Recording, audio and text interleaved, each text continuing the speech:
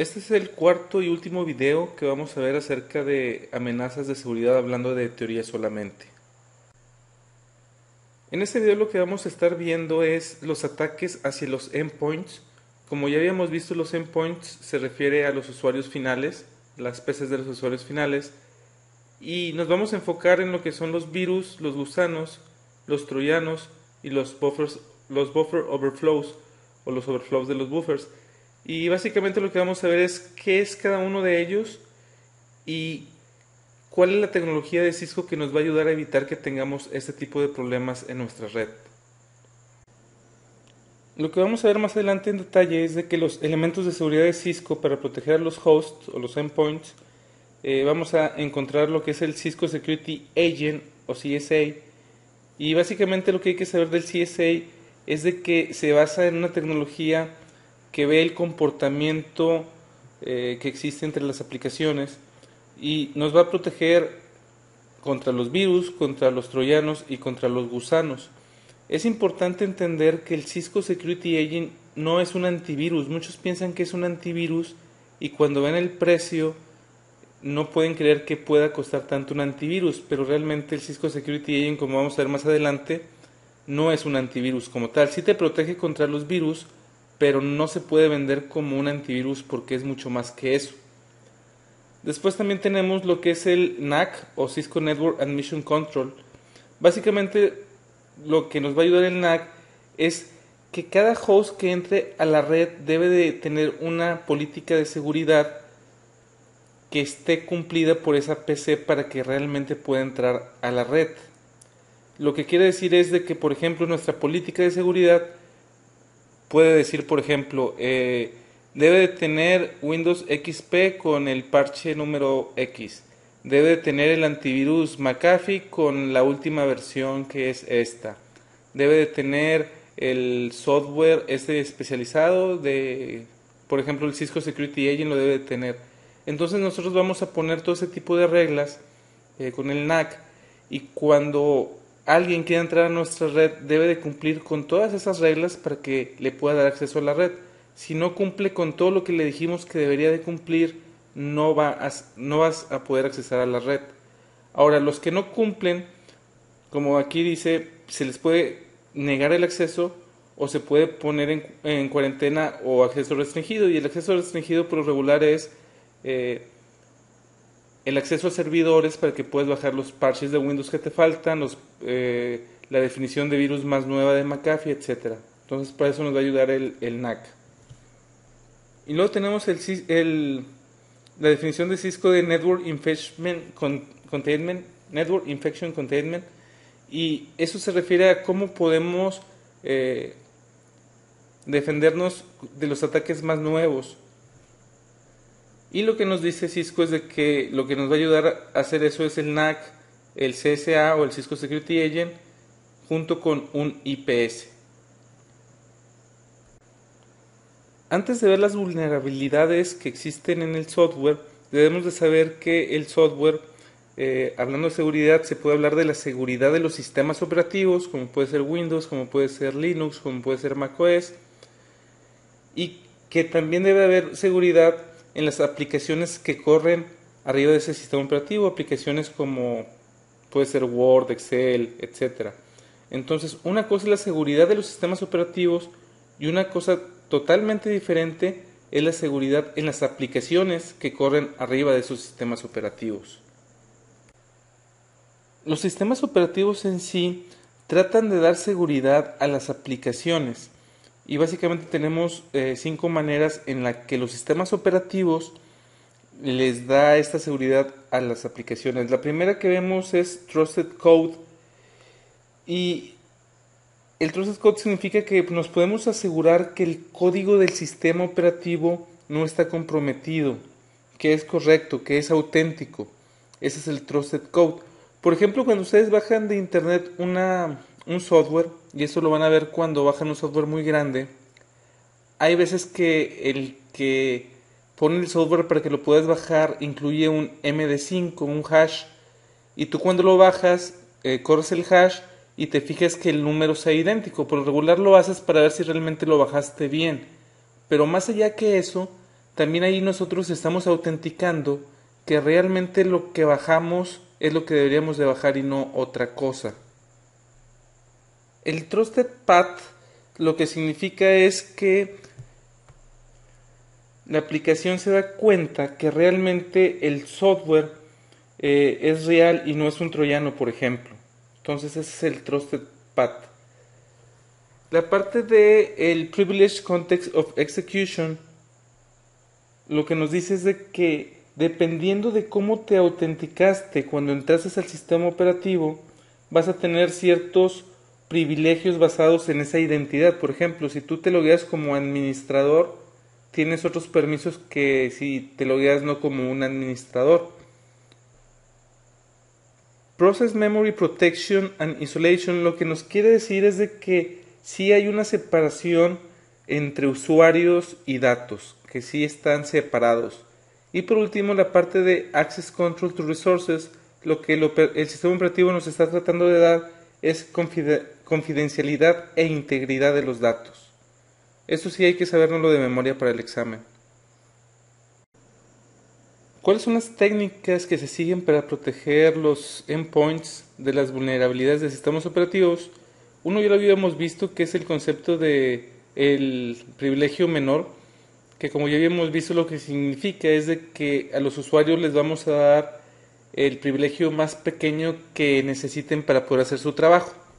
También habíamos dicho que es fácil entender este concepto, pero es difícil implementarlo porque debido a que va a haber excepciones, el administrador va a tener que estar dando y quitando permisos. Entonces puede ser una gran pesadilla el hacer ese tipo de Least Privilege Concept en una implementación.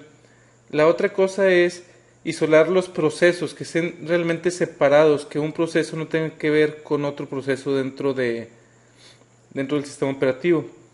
Otra cosa es un monitor de referencia, y básicamente lo que va a ser un monitor de referencia es una entidad, en este caso sería software, es una entidad que está verificando qué está accesando cada programa y debe de pedirle permiso primero a ese monitor si es de que puede accesar a esa parte de la memoria RAM, a esa parte del disco duro, etcétera.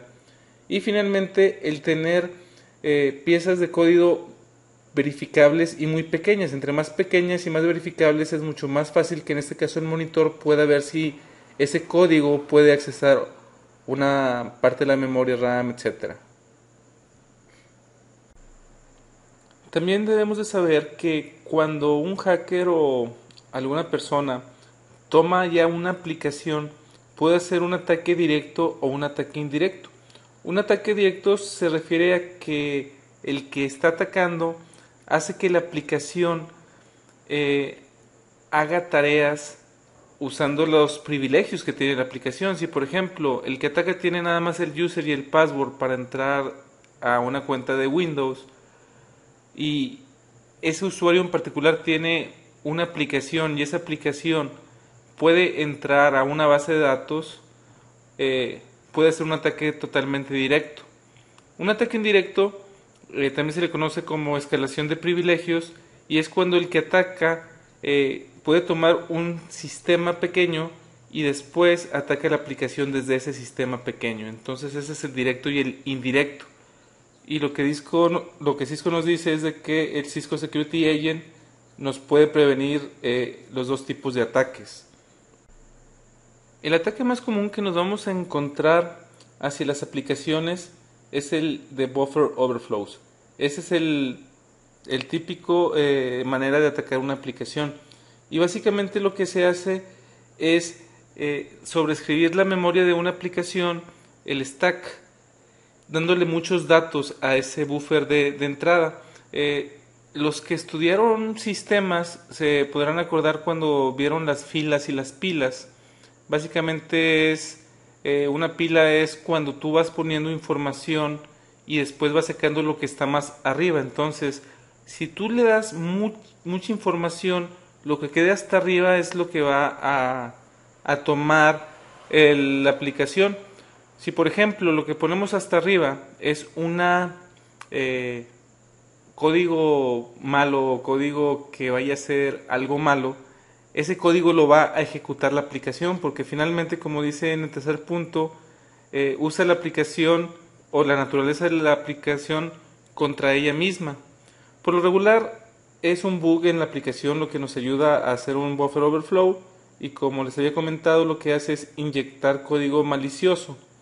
Ahora bien, este tipo de ataques lo que puede hacer es de que el término de root the system significa el tener permisos de administrador, y eso se viene desde Linux, por eso es que usan ese concepto de root the system, pero básicamente es tener el permiso de administrador o poder tener el permiso de administrador, o también causar un denial of service attack o un ataque de negar el servicio, como ya habíamos visto que es DOS.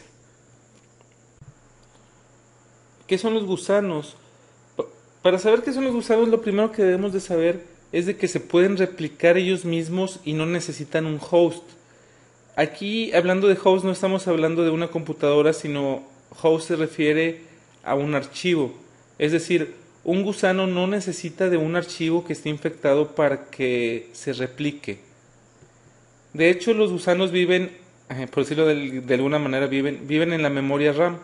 Entonces lo primero que se nos puede ocurrir es de que si yo tengo un gusano y si apago la máquina, pues ya se fue. Y de cierta manera así es. Como viven en la RAM y no en un archivo en particular, simplemente si apagamos la computadora el gusano se va. Pero así como obtuvimos el gusano que fue por medio de la red, y en la red todavía está ese gusano, si encendemos la máquina y todavía estamos dentro de la red, habrá alguna otra PC que tenga el gusano que nos la vaya a pasar. Entonces no es tan fácil como apagar la máquina y encenderla para quitarnos el gusano de encima. Lo que básicamente trata de hacer un gusano es explotar una vulnerabilidad. Y si recuerdan, el más famoso era el SQL Hammer, hace ya varios años.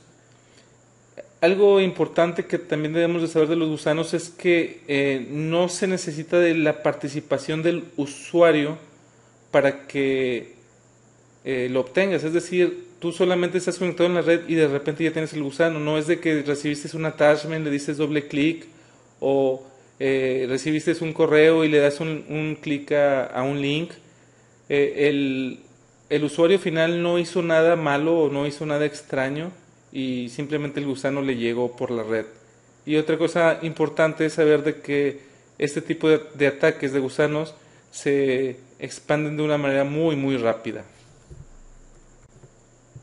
Todos también hemos escuchado acerca de los virus. ¿Qué es un virus? El virus no es otra cosa más que código malicioso.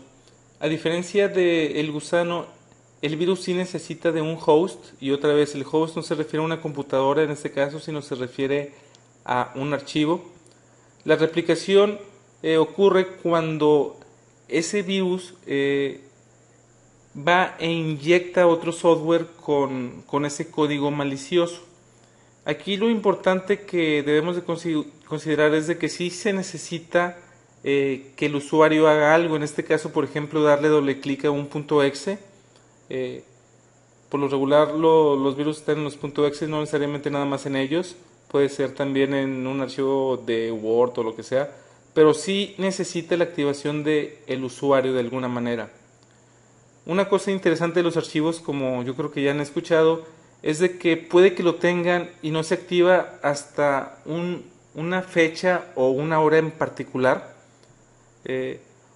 Algunos de los archivos, más bien algunos de los virus pueden destruir archivos, programas o sistemas. Simplemente un virus puede hacer lo que esté programado para lo que haga, y puede ser borrar archivos o destruirlos, borrar programas en particular o sistemas operativos. Y algunos de los virus también pueden mutar, y esto de mutación significa de que cambian su código para que sea más difícil el rastrearlo y que el antivirus no se dé cuenta que es un virus. Un troyano lo que es un programa que parece que es otro programa. Realmente, como yo les había comentado, puede ser un juego, por ejemplo. Tú corres el juego y realmente estás corriendo el juego, pero también se está corriendo otra cosa, y aunque ya dejes de jugar ese jueguito, el otro programa, que es el maligno, va a seguir corriendo. Y lo que hace es tratar de tomar los privilegios del usuario que lo corre, y de hecho toma todos los privilegios del usuario que lo corre. Puede causar daño inmediato, como puede ser desde borrar archivos, o puede también, como les comentaba, el instalar un programa de backdoor, que significa que va a poder accesar a ese equipo no por los medios normales que pasa la seguridad, sino que va a dejar una puerta totalmente abierta. Puede instalar, por ejemplo, también, como les comentaba, un keylogger, que es cualquier cosa que escribamos en teclado la va a grabar y después se la va a mandar a quien lo atacó. Una cosa interesante es de que el día de hoy los ataques, como les comentaba, ya son más hacia un objetivo en particular. Y si se usa un troyano que sea solamente para un objetivo en particular, por ejemplo, yo quiero atacar a la empresa X, entonces yo puedo escribir un troyano que nada más voy a usar contra esa empresa. Entonces los que hacen antivirus y todo ese tipo de cosas no lo van a tener, porque nada más estoy atacando a una persona, o a lo mejor nada más a una PC. Entonces este tipo de programas pueden ser muy difíciles de detectar con un antivirus por esto, porque nada más quiero atacar a uno solo y no a todo el mundo. Cuando atacas a bastantes al mismo tiempo, pues obviamente más de uno se va a dar cuenta, lo va a reportar, y eventualmente los antivirus van a tener la firma de ese troyano.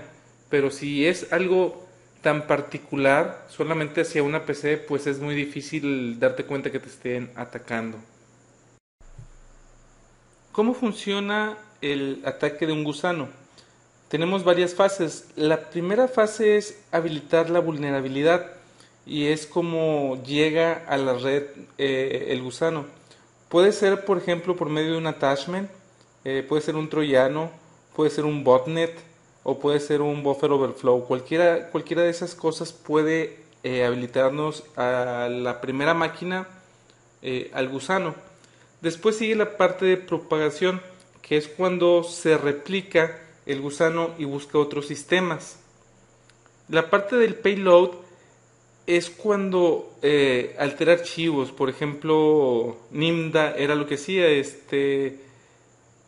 Algo interesante que hacía Nimda era que modificaba un archivo en el que busca los DNS. Tenemos un archivo en la parte de Windows que se llama host, donde le podemos decir de que si va a buscar www.loqueustedes.com, vaya a cierta dirección. Entonces lo que ponía ahí Nimda era 0.0.0.0, y eso lo hacía para que ciertos sitios, por ejemplo el de Microsoft, donde baja los parches, y por ejemplo el de McAfee, que es donde bajas los antivirus, no los pudiera encontrar porque los trataba de buscar en su misma máquina. Y por eso es de que al tiempo de que ya estabas infectado, si no sabías que modificaba eso, ya no podías bajar ni los parches, ni tampoco podías bajar el antivirus.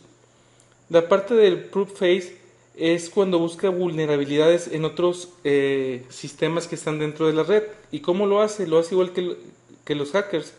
Utiliza los pings, después escanea los puertos. Con eso ya vas a ver qué sistemas operativos hay y qué vulnerabilidades existen.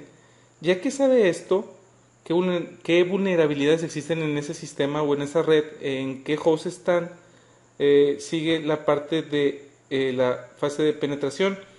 En la fase de penetración lo que hace es de que se transfiere a todos los sistemas que se dio cuenta que estaban vulnerables por algún puerto. Como se pueden dar cuenta, hasta ahorita no ha hecho un daño, por decirlo así, pero lo que sí ya tenemos es de que ya se dio cuenta qué sistemas son vulnerables, y con esos ya se puede ir a replicar.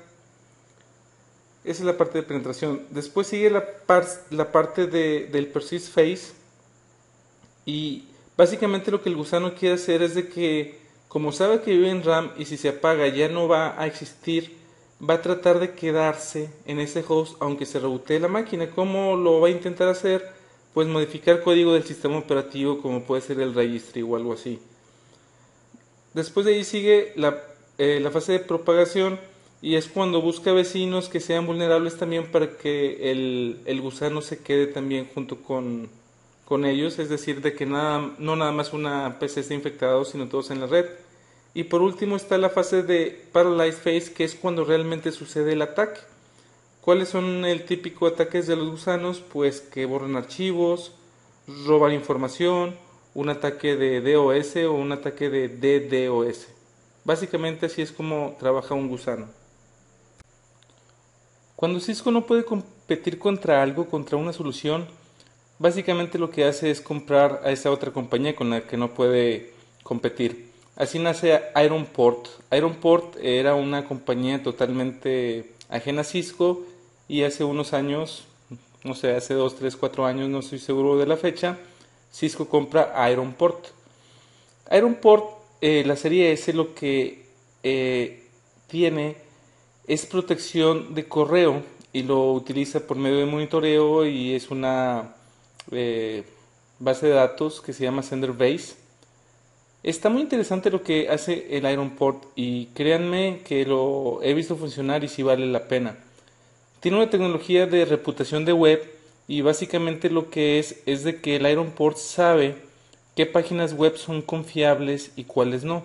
Se podrán preguntar, bueno, ¿y qué tiene que ver si me está dando protección de correo? ¿Qué tiene que ver la web reputation? Básicamente, si por ejemplo te mandan un correo como el que me mandaron a mí, el que les había mostrado, que parecía que Mariana me había mandado una postal, checan los links que vienen en los correos contra su base de datos en la que ellos ya tienen bien identificado en qué lugares hay sitios malignos que te van a bajar un código. Como se podrán imaginar, detrás de esto hay bastante gente que a diario a lo que se dedica es estar viendo este tipo de páginas y estarlas poniendo por ahí. Como se podrán imaginar, el Ironport entonces tiene que estar conectado a internet para estar bajando cada día las nuevas páginas que tienen. Hay veces que una página le inyectan el código. No es de que la persona que puso la página haya puesto el código, sino alguien más se le inyectó. Entonces, en ese tipo de casos, la reputación de esa página es mala y el Ironport te lo va a bloquear. Obviamente, si la persona se da cuenta de que tiene un código ahí medio extraño en su página web, en su .html, pues simplemente lo borra y Cisco sí se da cuenta que lo borró y lo vuelve a poner como una buena reputación.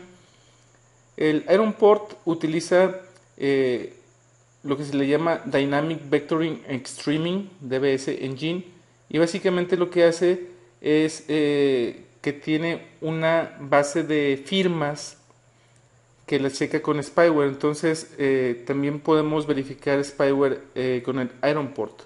Es importante ver que es Signature Based Spyware Filtering lo que utiliza el Ironport.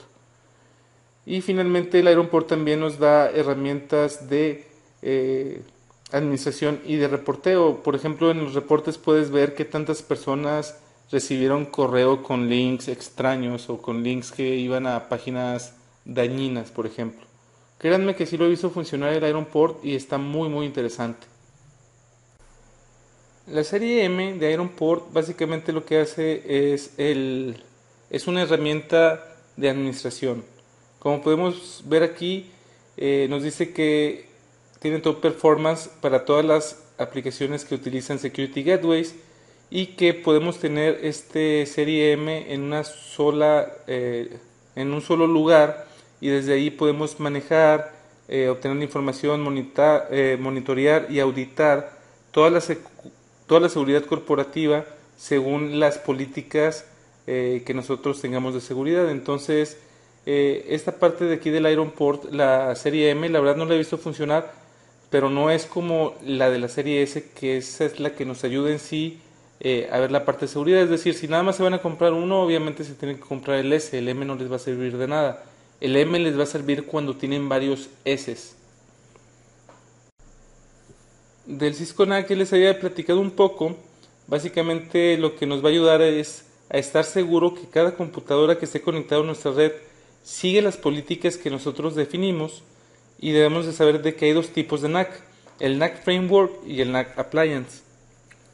El NAC Framework lo que es software nada más que está embebido en en todos aquellos elementos de red que pueden tener habilitados NAC. El NAC Appliance en sí, como se podrán imaginar por el nombre, es un aparatejo y tiene monitoreo en banda. Tiene autenticación y autorización, es decir, tienes que ponerle un user y un password Y la parte del Posture Assessment, lo que significa lo que les comentaba, de que va a verificar la postura de la computadora, va a verificar qué sistema operativo, si tiene los parches que debe de tener, si tiene el antivirus que debe tener, si tiene las firmas del antivirus más nuevas que debe tener, etcétera, etcétera.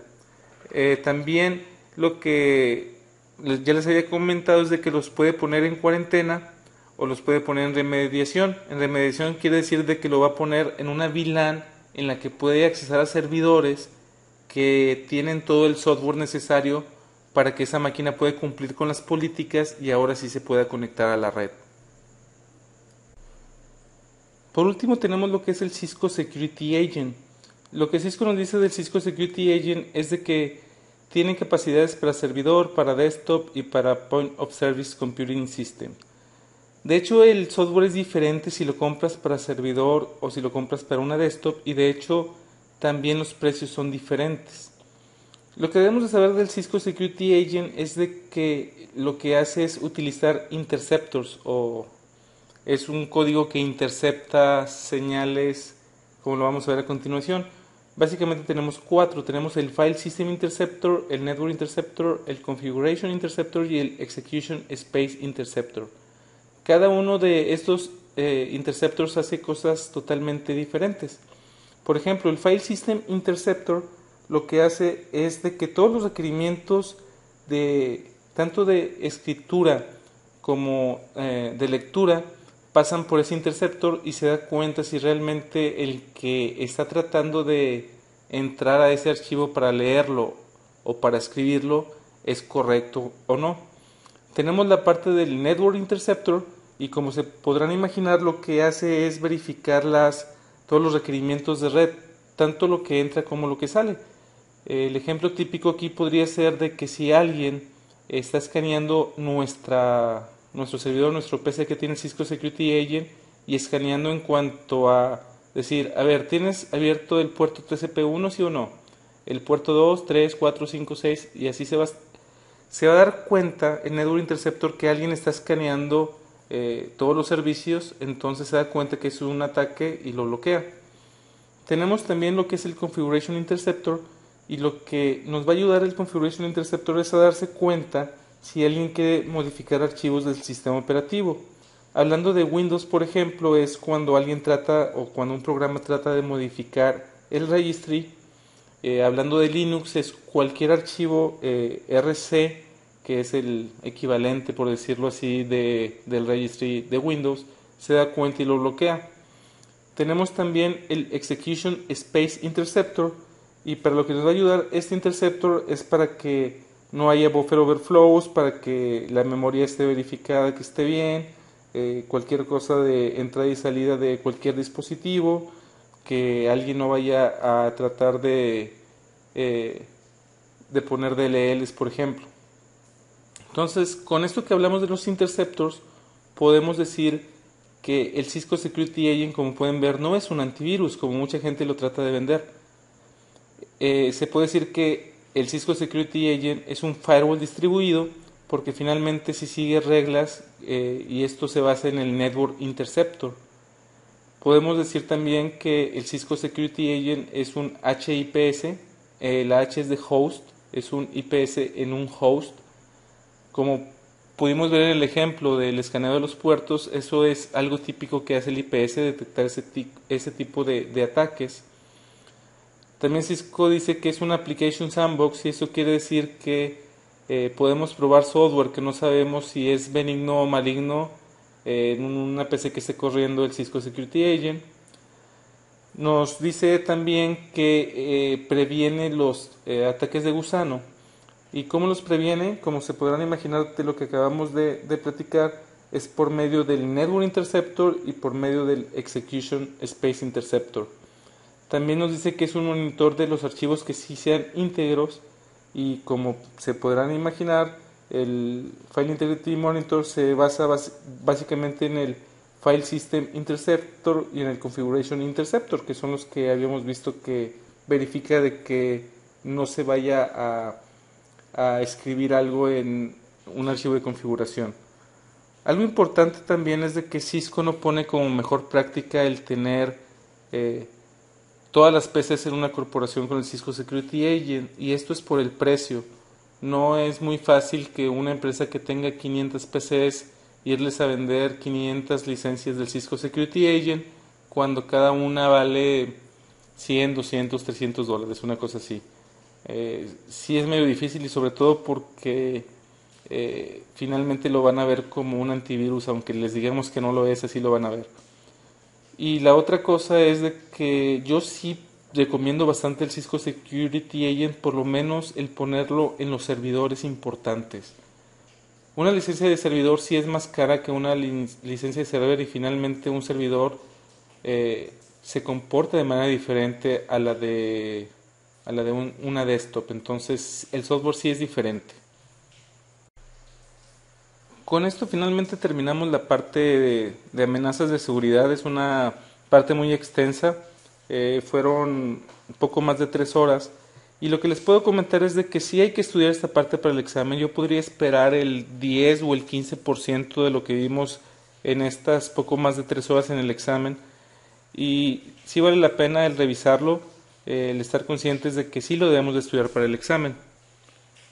Hablando de la vida real e implementaciones en las que me ha tocado a mí, en los 2 data centers en los que he estado, se ha instalado el NAC. A mí la verdad el NAC no me gusta mucho, pero vaya, sí es común que se instale.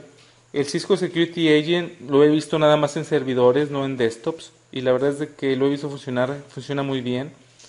El Iron Port también es otra aplicación, o más bien en este caso un appliance, que la verdad es de que también funciona muy bien, también lo recomendaría.